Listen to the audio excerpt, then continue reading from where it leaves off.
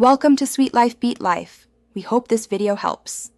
In this video, I will show how to make gravy aloo sabzi easy method. Heat oil, add cumin seeds and a safetida, then sauté onions until translucent.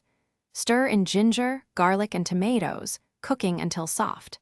Add spice mix and diced potatoes, coat well, then add water to make a flavorful gravy. Simmer gently until potatoes are tender and the sauce thickens to a clingy, delicious consistency, ready to serve with rice or roti. Gather your ingredients and prep efficiently to save time while keeping flavors bright.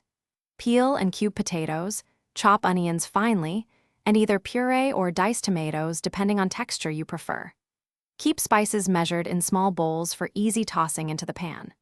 This mise-en place keeps the cooking flow smooth so you can focus on timing and heat control to achieve a silky, well-seasoned gravy that coats each potato piece perfectly.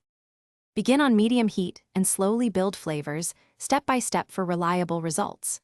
Fry onions until they take on a golden hue, then add ginger, garlic, and ground spices while stirring constantly to avoid burning.